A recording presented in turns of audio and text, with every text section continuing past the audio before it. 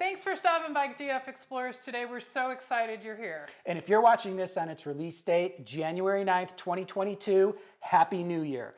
Thanks for all your support last year. Victoria and I took a couple of weeks off to spend the holidays with friends and family and re-energize ourselves, and we're back with new food and RV videos every Sunday. So let's kick it off. This week, I'm going to show you how to roast what I think is an amazing, crispy on the outside, moist and tender on the inside, whole chicken. And what we're going to do is show you how to maximize the amount of meals that you can get out of this chicken, almost lasting for the whole week. Yeah, one chicken, 3 meals. And so when Rich is done roasting his chicken, I am going to then show you how to make some easy and delicious chicken salad. And then we're also going to tell you what you can do with some of the leftover meat that doesn't go into the chicken salad or into your roasted chicken dinner. But I've got a question. Sure. Why are we roasting a chicken when we can just go to the store and buy a roasted chicken? That's a great question. So one of the things we're big on is knowing where your food comes from. Yes. And any retail store, grocery store, rotisserie chicken, you can't verify the ingredients that go into either the marinade or the spices that they use on that chicken. So it may cost you a little more. A whole chicken just by itself, maybe $9, $10, $11, $12, depending on if you get an organic chicken. Yes. But while Costco claims their birds are gluten-free, a lot of retail stores don't. No, Costco's fine. I've eaten, that's the only rotisserie chicken I will eat because it's the only one I have found that actually says gluten-free on it. And they're good, but Costco is not convenient. And you know, let's be clear. Many times I've gotten that chicken and it's dry. It's flavorful, but it's dry. Yep. So yeah, cook your own, maintain your own, ingredients, you know exactly what's in it. And the other thing is you can control your own flavors too. You like your chicken a little spicy? Spice it up. Put some crushed red pepper on there. Design it your way. So let me show you how to roast this bird. When it comes out of the oven, we're going to show you how to break it down properly. Let's get started. Okay, sounds good. All right, we've got everything we need to roast our chicken. And the first thing I want to start is with the bird itself. And my suggestion for you would be to buy the very best bird you can buy. In our case, if you live here in Colorado like we do, you've probably heard of Redbird Chicken. Great brand, not injected, local birds. We love their products. Their products taste amazing. If you have access to organic chicken or an air-chilled chicken would be even better, where it's not, as it's been being processed, it's not put through a water bath where it picks up moisture, or sometimes birds are injected with a salt solution. So we've got our whole bird. I didn't really do anything, but make sure there's no giblets, necks, livers, gizzards, etc. inside the bird. I've rinsed my bird and he's completely dry. The first thing we want to do to get a really, really moist chicken is we're going to stuff some aromatics inside the bird. And that's going to include a poultry blend, which is typically rosemary, thyme, and sage. I'm also going to put some garlic cloves, some onion, and some lemon slices. And what those are going to do while the bird is cooking is actually steam the inside of the bird, and that moisture is going to go right up into the breast meat of the bird. And you will have the most moist breast meat of any chicken you've ever roasted yourself. So the first thing we're going to do is turn our guy up on the end here. I've got some Earth Balance buttery spread that I've melted down in the microwave. And I'm just going to go ahead and get some butter inside the bird. Just like that. We are going to get our poultry blend in there. I like to put the poultry blend to the breast side of the bird, so as the onions and lemon are steaming, it's going to go right through that poultry blend. And then I've got a bowl here with onions, lemon, and garlic, and we're just going to alternate inside the bird until it's filled up. It'll take roughly 1 small lemon, 1 small yellow onion, and about 4 cloves of garlic. Depending on the size of the bird, how much you use in the interior bird may vary. So we'll just start with some onion. And now maybe we'll go with a garlic clove. Slice of lemon on this side. Slice of lemon on that side. And we'll get a few more onions in there. And you don't have to pack the bird down really tight. Just kind of loose so the vegetables have room to move around inside there. And if you got something different you want to put inside your bird, as long as it's going to steam and keep the interior of your bird moist, go ahead and do that. Carrots and celery, not a bad idea. You could use those once the bird is done to make a stock as well. So there we have the inside of our bird done. Get the rest of that herbs in there. We've got our legs. Now, one of the things I like to do with the wings is I like to tuck them under, just like that. We've got an onion falling out of the bird here. And we'll kind of close them up a little bit. Let's get rid of this paper towel that I used to get your bird completely dry. And again, you want your bird as dry as possible when you're doing this process, interior and the exterior. Next, we're going to take our melted earth balance and we're going to give a guy a good brushing all the way around. Get into all those grooves, crevices, get up underneath those wings that we just folded over. Give them a really solid brushing with the butter.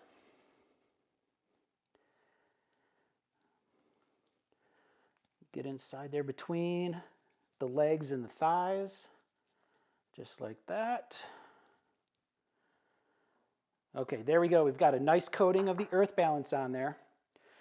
Now, let's talk about spices for the outside of our bird. The base spice is going to be garlic powder and onion powder. And just go around and lightly, again, how much you use will depend on the size of your bird, but just give them a light coating all the way around. There's the garlic powder. Now we'll go to the onion powder. Again, getting in all those cracks and crevices and grooves of our bird. Your spice blend, you can use something as simple as a herbs de Provence, an Italian seasoning blend. I have a combination of rosemary, thyme, and oregano that I've kind of blended together in equal amounts. And then we're just going to go ahead and do the same thing.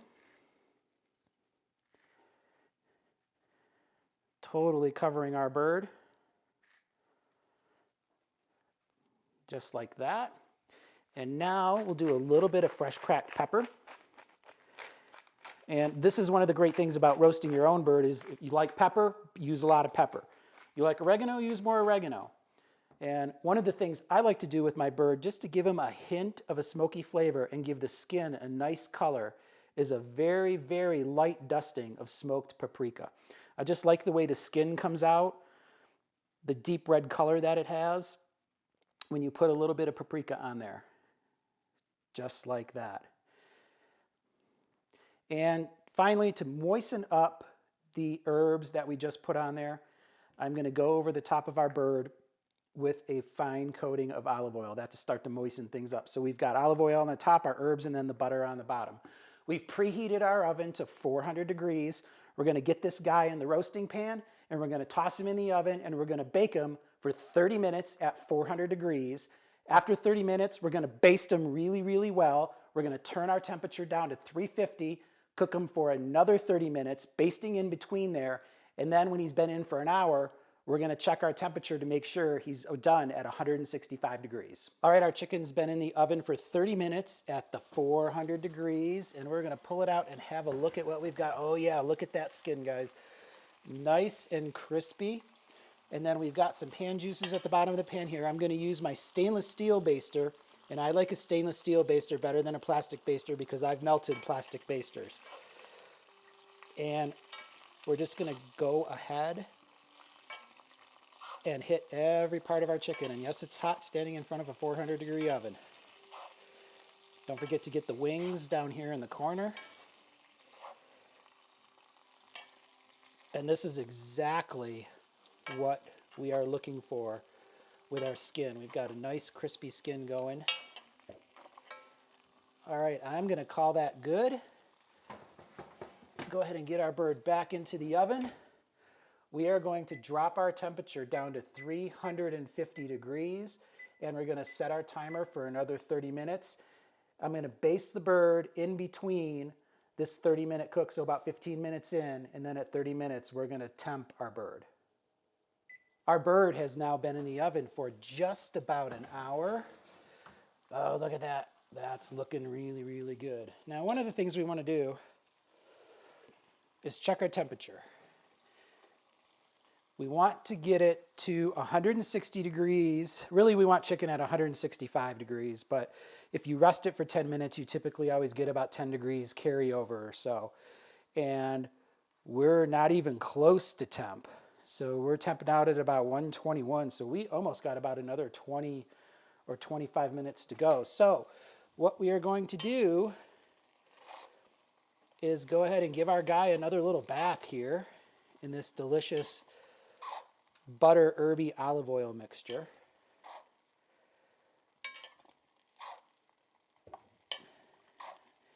Getting in all those nooks and crannies. We're going to get them back in the oven. And we're going to go for another 20 minutes, and then we'll give them another check. All right, we've hit 164 on our temperature gauge, so I am going to call that good. Slide our probe out of here. And oh yeah, look at that.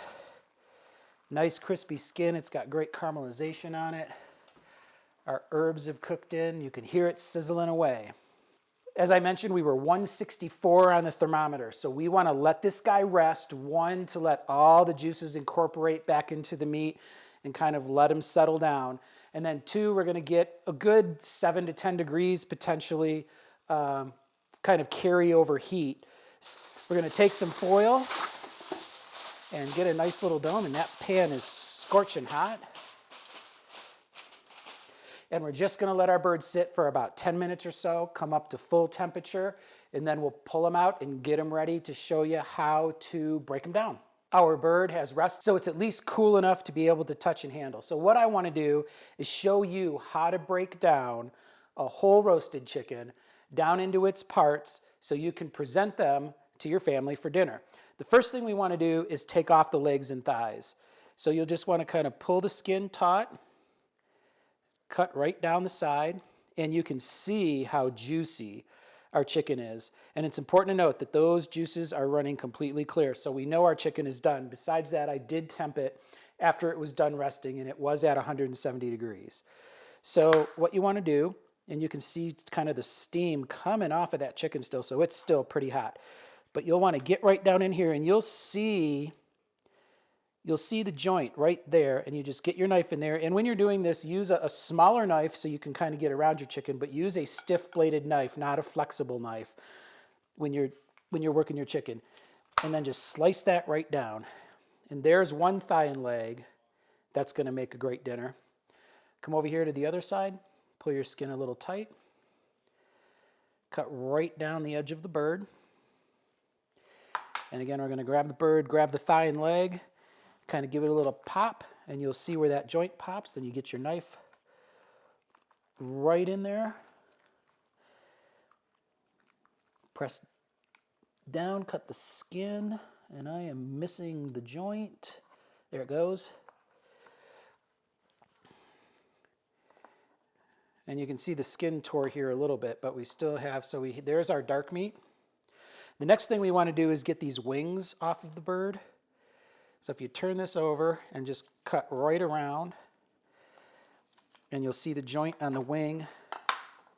And if you don't see it, you can just give it a little snap. Whew, that's really, really hot. And there's one wing. And cut right around the breast. A little snap. Cut the skin around the edge. There's our other wing. And now you've got some of the stuff, some of the aromatics that we stuffed the bird with is kind of falling out. I typically just leave those in there. It makes less of a mess. Now we've got the two lobes of the breast that we want to take off the bird, off the carcass. So what I usually do is just go right down the middle, cutting through, and you'll see that keel bone or that breastbone. And you'll either be to one side of it or the other when you come right down the center of the bird. So right now I'm on the right side of it. So what I'm going to do is go right along the edge of the body. And you want to try and preserve the skin that we work so hard to crisp up. And then you'll see the whole entire breast piece just start to come right off the chicken and just go right around the carcass. You'll get around the bottom and give it a nice cut right through there's our skin is completely intact. And there's one whole breast right there. And then now that you've gotten rid of the one side, you can see the keel bone here. So we come down just the other side of it. And we're going to do the same thing, kind of peel the breast back and cut. And again, that's really, really hot. The exterior of the bird was warm enough to touch, but the interior still really hot. And we're going to do the same thing. We're just going to come right down this side, right around that rib cage, cut our skin, and skin intact. There is our other breast. So we've got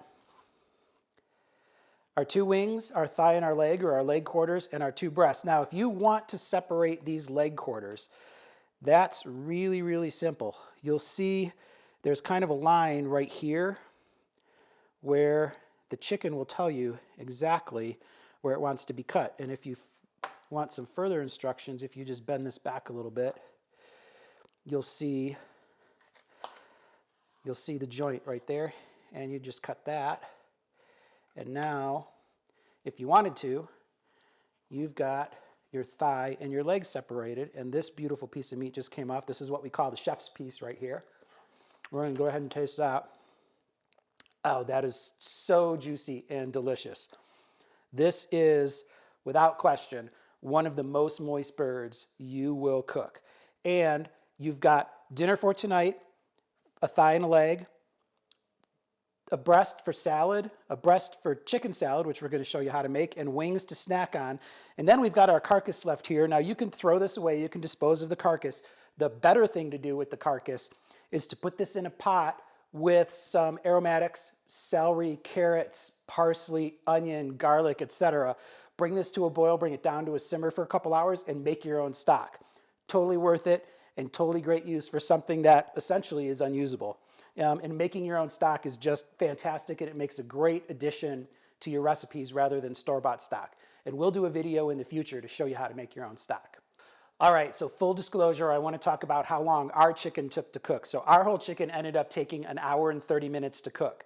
But we plan on having the leg quarters and some roasted Brussels sprouts for dinner tonight.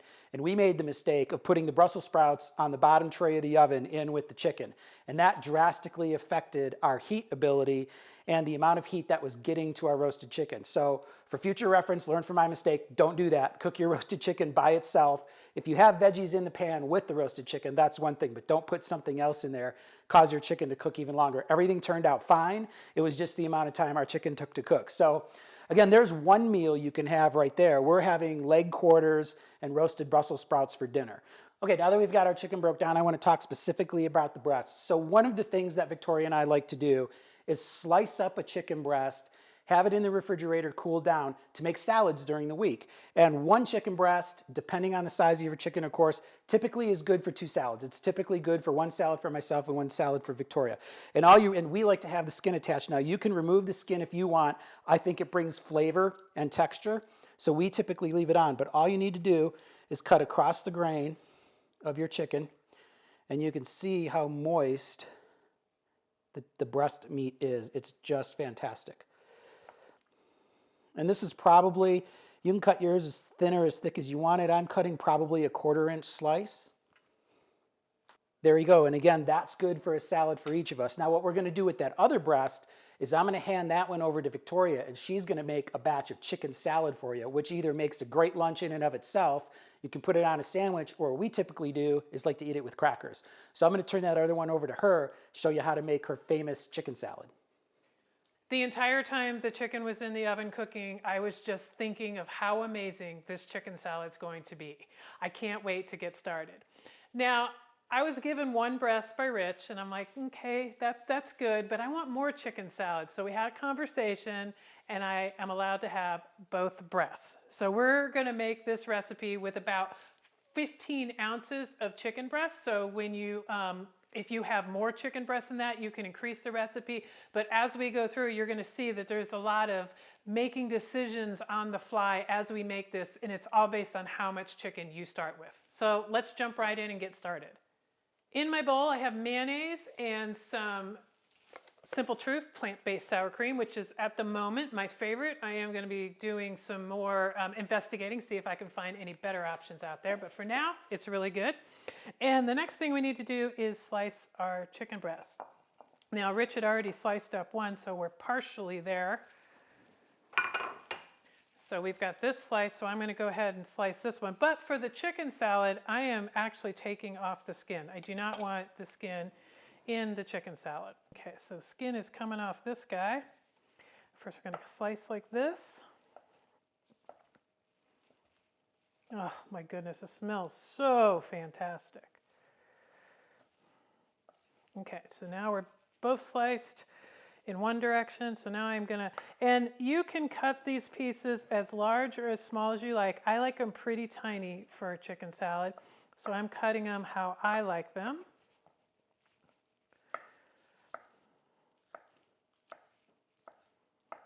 Okay, one down, one to go.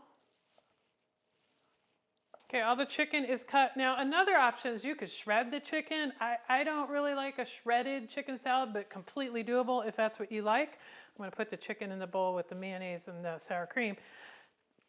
And another option, which we do this sometimes, if we don't eat a thigh or a leg of the chicken we roasted, we'll throw some dark meat in here too. It just gives it a little bit different texture and flavor, which I really like. But if you like completely white meat in your chicken, then go ahead and stick with that. That's perfectly fine. So I have the chicken and the mayonnaise and the sour cream in here, and I'm going to mix it up to tell if I need any more mayonnaise or sour cream. And actually, the amount I chose looks really good with this amount of chicken. So I think we're good to go. So earlier, I chopped up some red onion and some celery. And I'm going to sprinkle that in one at a time till I get to what I feel is a really good distribution based on my likes. And when you make your own chicken salad, you get to do it your way, however you like it, or however your family likes it. But Rich and I kind of like things the same way. I'm going to add a little bit more celery, just a smidgen more onion. Okay, I think we're good there. Now I am going to add a little bit of finely chopped parsley. I like the flavor it brings, and I also like the look to get as much green in here as possible. Okay, mixing that up. That's good. And now a little bit of Worcestershire. And I'm going to put all that in. And some Dijon mustard. I'm going to put half of that in right to start with. And then, of course, what I put in almost everything I make, a little drop of fish sauce. Mix this up.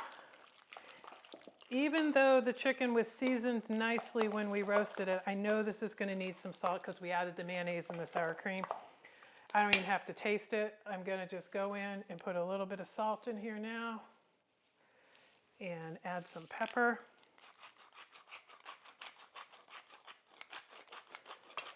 One last thing, I've got a lemon here. I'm just going to hit it with a very little bit of lemon. This is going to really brighten up all the flavors, add a nice acidity to.